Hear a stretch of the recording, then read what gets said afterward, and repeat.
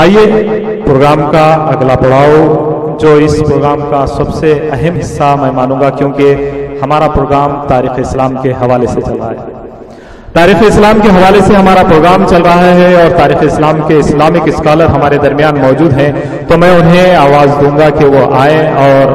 اپنے خطابات کے ذریعے نہ صرف آپ کا خطاب زبان کے ذریعے ہمارے دلوں میں اترتا ہے، بلکہ آپ کا ہر وہ لمحہ کہ آپ کا ہاتھ ہلانا، آپ کا زبان چلانا، آپ کا گردن موڑ کر بات کرنا، یعنی آپ کی باڈی لینگویج بھی ہمیں تاریخ اسلام کے ان تمام نقوش کو ہمارے دل میں اتارتی ہے جو صحیح طور پر ہمیں تاریخ اسلام کو ایسے محسوس کرتے ہیں جیسے کہ ہم وہاں میدان میں موجود ہیں۔ ان تمام چیزوں کو جاننے کے لیے علی جناب الحاج حبیب عبد الرحمن بن حامد الحامد صاحب سے میں ادباً ملتمس ہوں کہ وہ آئیں اور اپنے مخصوص انداز میں خطاب فرمائیں۔ اعوذ باللہ من الشیطان الرجیم، بسم اللہ الرحمن الرحیم، نحمدہ و نصلی علی رسولہ الکریم، اما بعد، معزز سامعین، السلام علیکم ورحمۃ اللہ وبرکاتہ۔ اللہ کا بے انتہا کرم ہے کہ اللہ تعالیٰ نے ہمیں امت محمدیہ میں پیدا فرمایا اور خود اس امت کی تعریف فرمائی کہ تم بہترین امت ہو، لوگوں کو برائیوں سے روکتے ہو، بھلائیوں کی طرف بلاتے ہو۔ درود و سلام سید العرب والعجم جمیل الشیم صاحب الجود والکرم صلی اللہ علیہ وسلم کی ذات اقدس پر، جنہوں نے یعنی بدویوں کو تاریخ اسلام میں وہ مقام اور مرتبہ عطا کیا کہ مت پوچھیے، یعنی وہ سپہ سالاری کے فرائض انجام دینے لگے اور دنیا کے اندر اپنا نام کیا۔ اللہ کے نبی صلی اللہ علیہ وسلم کی یہ تعلیمات مسلمانوں کے لیے ہی نہیں بلکہ اقوام عالم کے تمام لوگوں کے لیے ہے، جن کے اندر اللہ کے نبی صلی اللہ علیہ وسلم میں پرہیزگاری اختیار کرنے اور بہترین طریقے سے زندگی گزارنے، حلال اور حرام کی تمیز کیا ہے یہ معلوم کرنے کے لیے اللہ کے نبی صلی اللہ علیہ وسلم نے تمام ابواب پر مکمل روشنی ڈالی۔ جیسے کہ ابھی ہمارے صاحب نے کہا کہ آپ اس معاملے کے اندر نیکی کے ساتھ زندگی گزاریے تو آپ کی زندگی بڑی درخشاں رہے گی، اللہ کے نبی صلی اللہ علیہ وسلم کے فرمان کے مطابق یا اللہ کے احکامات کے مطابق زندگی گزارنا چاہیے۔ اس لیے کہ زندگی کے اندر اپنے پڑوسیوں کو کسی قسم کی کوئی تکلیف نہ ہو، اپنے بڑوں کی عزت، اپنے چھوٹوں پر شفقت، یہ وتیرہ رہا ہے تاریخ اسلام میں، اللہ کے نبی صلی اللہ علیہ وسلم کا یہ ہدایتیں رہی ہیں۔ تو ہمارا اپنا کام یہ ہے کہ اسی پر عمل کیا جائے۔ اللہ کے نبی صلی اللہ علیہ وسلم نے اخلاق حسنہ جس انداز سے فرمایا آپ نے کہ آپ کو کیا کرنا چاہیے، اپنے بڑوں کی کیسے عزت اور توقیر کی جائے، یہ تمام باتوں کو ملحوظ رکھتے ہوئے اگر ہم آگے کام کریں گے تو انشاءاللہ المستعان ہم کامیاب اور کامران رہیں گے۔ آج کی مبارک محفل جس کے اندر کریم بیگ صاحب مکمل طور پر یعنی ایسے انتظامات کیے ہیں کہ میں ان کا شکر گزار ہوں، اور پھر وہ اس بات کا اعتراف کر رہے ہیں کہ الحمدللہ بہت سارے معلومات انہیں ہوئے ہیں، یہ اللہ کی مہربانی ہے، ان کی اپنی توجہ ہے کہ اس طرف انہوں نے خیال کیا اور یہ معاملہ رہا اس انداز سے۔ تو بزرگوں اور دوستوں، بولنے کا مطلب یہ کہ آپ اپنی زندگی کو بڑا درخشاں بنانے کے لیے اسلامی تعلیمات کے اوپر اگر غور کریں گے تو ہی زندگی کے اندر روشنی آئے گی اور نیا کام کر سکیں گے۔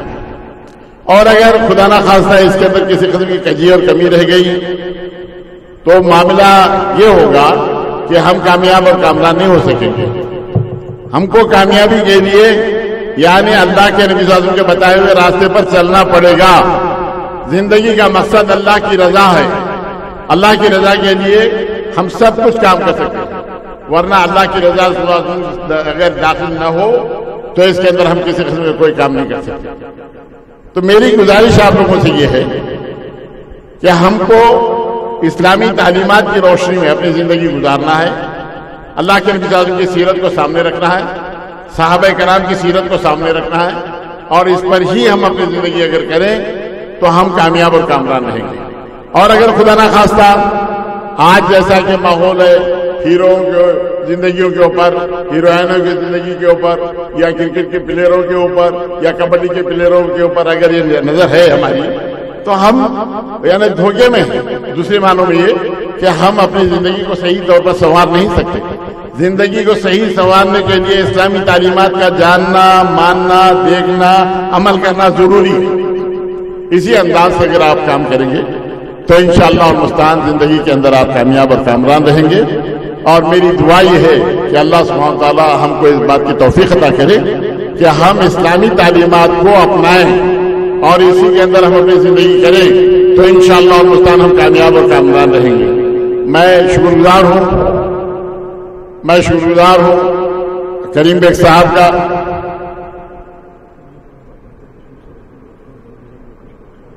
اچھی بات ہے،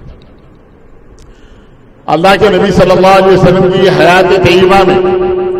اپنے جانی دشمنوں کے ساتھ اللہ کے نبی صلی اللہ علیہ وسلم نے جو عمل کیا، دوستوں اس کی چند مثالیں میں آپ کے سامنے رکھنا چاہتا ہوں۔ اللہ کے نبی صلی اللہ علیہ وسلم کے سب سے بڑا دشمن ابو جہل، لیکن جب اللہ تعالیٰ ان کے بیٹے کو توفیق عطا کیا تو اس وقت ان کی بیوی ام حکیم اللہ کے نبی صلی اللہ علیہ وسلم کی بارگاہ میں آئیں اور اپنے دامن پھیلاتے ہوئے کہا کہ اللہ کے نبی میرے شوہر اکرمہ بن ابی جہل کو آپ امان دے دیجیے۔ اللہ کے نبی صلی اللہ علیہ وسلم نے کہا کہ ابو جہل کے بیٹے کے تعلق سے پوچھتی ہو؟ تو اس وقت انہوں نے کہا کہ ہاں ابو جہل کا بیٹا ضرور ہے لیکن وہ میرا شوہر ہے اور میں اسلام لا چکی ہوں اور میں اپنے شوہر کے امان کے لیے میں آپ کے پاس آئی۔ اللہ کے نبی صلی اللہ علیہ وسلم کی زبان مبارک سے نکلا جا تیرے شوہر کے لیے بھی امان ہے۔ تو وہاں سے یمن گئی اور یمن جا کر انہوں نے اپنے شوہر کو بلایا جو کشتی کے ذریعے سفر کر رہے، اشارتاً کنایتاً بلایا گیا۔ جب وہ آ گئے تو اللہ کے نبی صلی اللہ علیہ وسلم کی بارگاہ میں اس انداز سے اندر داخل ہوئے کہ آنکھیں بند ہے، نگاہیں نیچی ہیں، خرامہ قدم اٹھ رہے ہیں، بوجھل قدموں سے وہ آ رہے ہیں آگے۔ تو اس وقت اللہ کے نبی صلی اللہ علیہ وسلم کی نگاہوں نے دیکھا کہ اکرمہ بن ابی جہل، ابو جہل کا بیٹا اکرمہ اس انداز سے داخل ہو رہا ہے۔ تو اللہ کے نبی صلی اللہ علیہ وسلم فوراً اپنے مقام سے اٹھ گئے اور انہوں نے استقبال کرتے ہوئے کہا اے شہسوار عرب تیرا آنا مبارک ہو، اے شہسوار عرب تیرا آنا مبارک ہو۔ اکرمہ بن ابی جہل یہ سوچنے میں مجبور ہو گیا کہ جس شخصیت کے ساتھ 21 سال تک میں برسر بیکار رہا، میری زبانیں ان کے خلاف میں زہر اگلا کرتی اور میری تلوار جن کے خون کی پیاسی تھی، آج وہ میرا استقبال کر رہے ہیں۔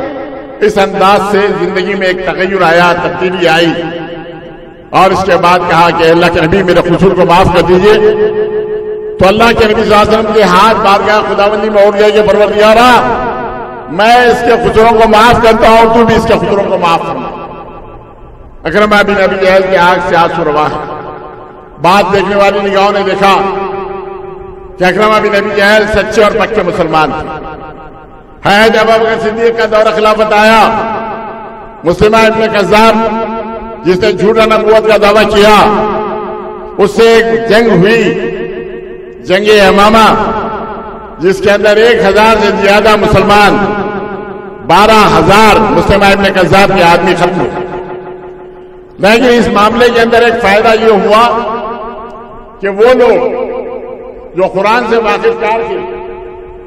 جو لوگ جس کی تعداد 700-800 سے زیادہ تھی، میدان جہاد کے اندر شہادت پاتے، اس وقت حضرت ابوبکر صدیق اور حضرت عمر فاروق نے یہ احساس یہ محسوس کیا کہ اگر حفاظ کرام کا اسی انداز سے دنیا سے خارج ہو جانا، نکل جانا یا شہادت پا جانا تو اسلام کے لیے نقصان دہ ہو سکتا ہے۔ اس کے لیے کیا کیا جائے؟ دونوں بزرگوں نے بیٹھ کر سوچا اور سوچنے کے بعد حضرت زید بن ثابت سے یہ کہا کہ تم چونکہ نوجوان ہو، حافظ قرآن ہو اور علم سے واقف ہو، اسی لیے تم کو میں ذمہ داری دیتا ہوں کہ تم قرآن کو جو چیدہ تمام لوگوں کے پاس ہے اس کو جمع کرو۔ حضرت زید نے کہا کہ یعنی اللہ کے نبی صلی اللہ علیہ وسلم کی حیات طیبہ میں جو کام نہیں ہوا آپ مجھ سے کام لینا چاہ رہے ہیں؟ اگر اس کے بجائے ایک بڑا پہاڑ میرے کاندھے پر اگر رکھ دیا جائے تو میرے لیے آسان ہے۔ تو اس وقت انہوں نے کہا کہ نہیں بہر صورت یہ کام تمہیں کرنا ہے، اور میں تمہارے لیے حیات عمر کو تمہارے سپرد کرتا ہوں تاکہ تمہارے کام میں مدد ملے۔ اللہ تعالیٰ نے حضرت زید بن ثابت کے دماغ کو کھول دیا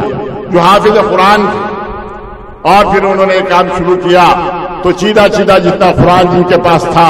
وہ لاتے اللہ اور حضرت زید کے سامنے رکھ دیتے کہ اللہ کے نبی صلی اللہ علیہ وسلم کے فرمان کے مطابق اس انداز سے ان آیتوں کے بعد ان آیتوں کا کام ظہور ہو۔ اس انداز سے معاملہ ہوا تو قرآن جمع ہوا حضرت ابوبکر صدیق کے زمانے میں، اور پھر یہ سب حضرت ابوبکر صدیق کے زمانے میں ہی حضرت بی بی حفصہ کے پاس رکھا گیا جو حضرت عمر کی صاحبزادہ تھی، اور پھر اس کے بعد پھر وہ موقع آیا جب حضرت عثمان غنی کے زمانے میں، یعنی حضرت حذیفہ بن ایمان جو سر نبی کہلاتے تھے،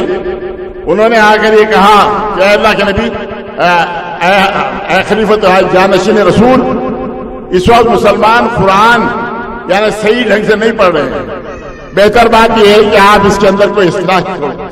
تو حضرت عثمان غنی نے 4 آدمیوں کی ایک جماعت بنائی، اس انداز سے یعنی وہ قرآن کو جو جمع کیا ہوا تھا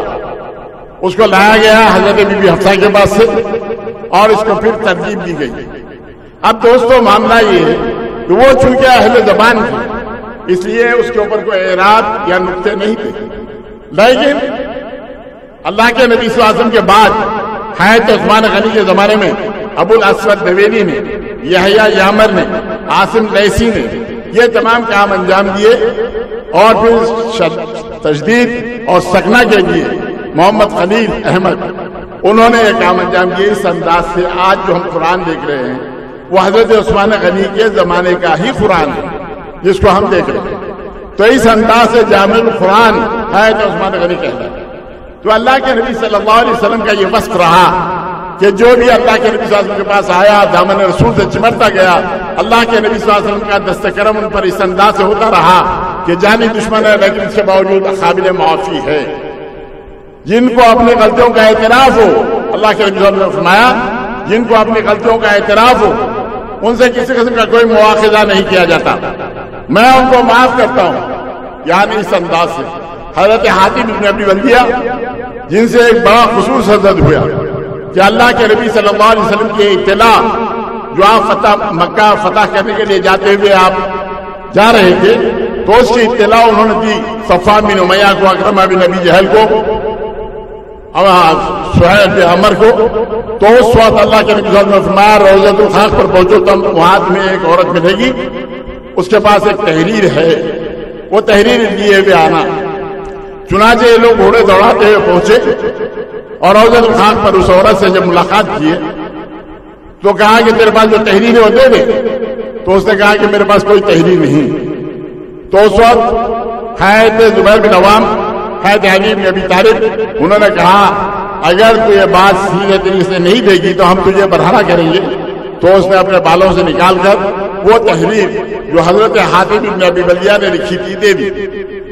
یہ گھوڑے دوڑاتے ہوئے واپس آئے اور اللہ کے نبی صلی اللہ علیہ وسلم کے سامنے پیش کیا۔ اللہ کے نبی صلی اللہ علیہ وسلم نے حاتم بن ابی بلتیہ کو بلایا اور کہا کہ حاتم کیا بات ہے؟ اس وقت انہوں نے کہا کہ اللہ کے نبی میرے معاملے میں آپ جلدی مت کیجیے، میری مکمل عرض گزارش سن لیجیے، میرا یہ ایمان ہے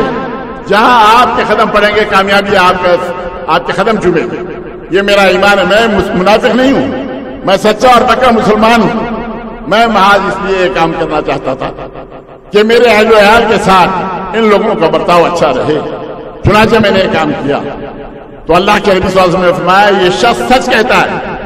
یعنی دلوں کی جو کیفیت ہے اس سے جو واقفیت تھی اللہ کے نبی صلی اللہ علیہ وسلم کو، انہوں نے یہ بات کہی اور اس انداز سے ان کے خصوص کو معاف کیا۔ حضرت عمر رضی اللہ تعالیٰ نے کہا کہ اللہ کے نبی یہ تو ایک راز فاش کرنے کی کوشش کیا، اگر آپ حکم دیں تو میں اس کا سر نکال دوں۔ تو اللہ کے نبی صلی اللہ علیہ وسلم نے فرمایا اے عمر کیا تم اس بات سے واقف نہیں کہ حضرت حاتم بن ابی بلتیہ بدری صحابی ہیں اور بدریوں کے آگے اور پیچھے سارے گناہ اللہ تعالیٰ نے معاف کیے۔ یہ اعزاز ان بدریوں کو حاصل تھا جو 17 رمضان مبارک 2 ہجری کو میدان بدر کے اندر کام کیا۔ تو بزرگوں اور دوستوں آج بہت زیادہ سنانے کا تو دن نہیں ہے، لیکن چونکہ مجھے اس بات کا حکم دیا گیا تھا کہ اللہ کے نبی صلی اللہ علیہ وسلم کے کچھ افواہ اور ترغیب سناؤں، تو اسی لیے میں ایک دو واقعات آپ کے سامنے رکھنے کی کوشش کیا۔ اللہ کی بارگاہ میں میری دعا ہے کہ پروردگار عالم ہمارے اس پروگرام کو اللہ تعالیٰ کامیابیوں سے نوازے اور ہمارے دینی مقاصد میں کامیابی دے اور ہمیں صحت و عافیت عطا کرے اور اسلامی تعلیمات سے ہم واقفیت حاصل کریں۔ یہ میری دعا آپ لوگوں کے لیے بھی ہے۔ اللہ کی بارگاہ میں دعا ہے اللہ تعالیٰ ہماری دعاؤں کو قبول فرمائے۔ یہ تھے اسلامی اسکالر الحاج حبیب الرحمان بن حامد الحامد صاحب، جو تاریخ اسلام کے حوالے کے ساتھ ساتھ ہمیں نصیحتیں فرما رہے تھے۔